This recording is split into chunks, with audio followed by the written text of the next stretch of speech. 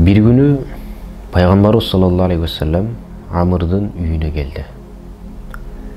Аңгыча болбой Амр'дын аялы уулу Абдуллахты "Уулум, кел, мен сага бир нерсе берем" деп чакырып, кыйкырып калды.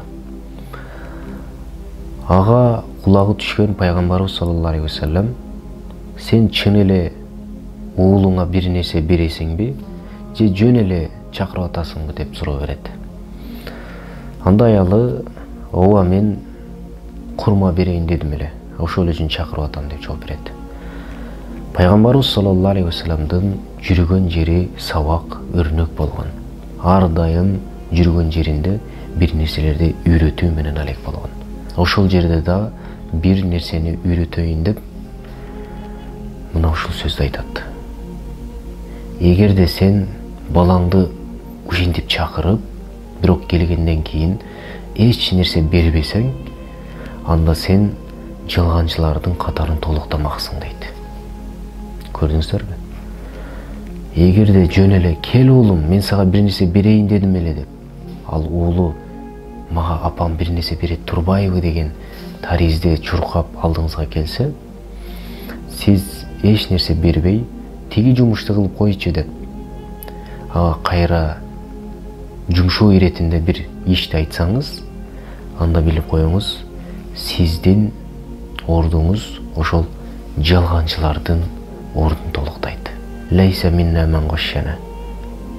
Жалганчылар, жалган айткандар бизден эмес дейт. Бүгүнкү күндө да балдарын алдаган ата-энелер Кыргызстанда аябай көбөйдү. Мисал айтайын. Сен бул нерсени кылсаң, мен сага тигиндей нерсени алып берем. Сен кружокко же болбосо ошол курска катышсаң, мен сени каникулда ысык көлгө апарып эс алдырып келем. Же болбосо сен бул жумушту бүтүрсөң, мен сага телефон алып берем. Кыскасы, ушундай балага бир буйрук берип, анын артында бир нерсени убада кыласыз. Ошол убадаңызды аткарбасаңыз, анда сиз катарын толуктайсыз.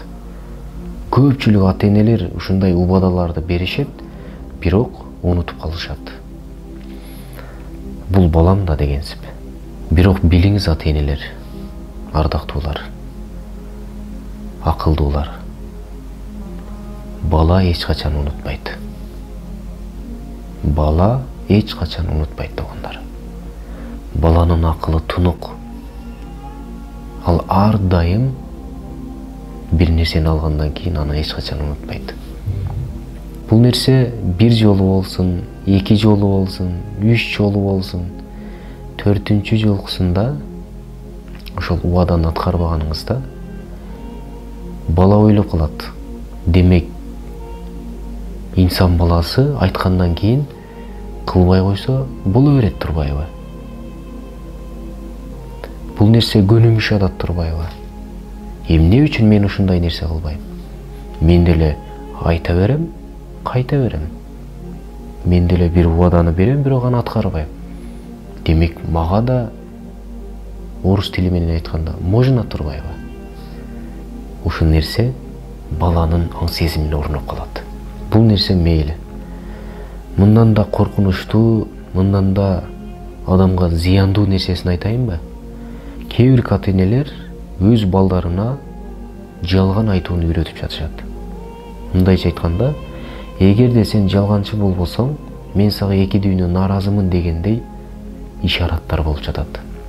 Азыр кээ бирки мени көрүп жаткан ата-энелер айтышы мүмкүн.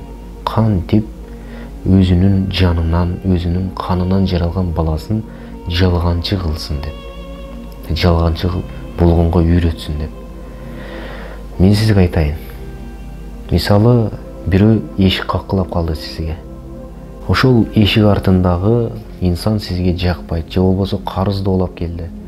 Сиз айтасыз, аялыңызга же балаңызга "Мени жок деп кой. Атам үйдө жок эле деп кой" деп. Бул сөз, билип коюңуз, балаңызды жалганчы бол дегенге түртөт. Жалганчы бол Эгерде жалганчы болбосоң, мен эки дүйнө нааразымын деген сөздөргө барат.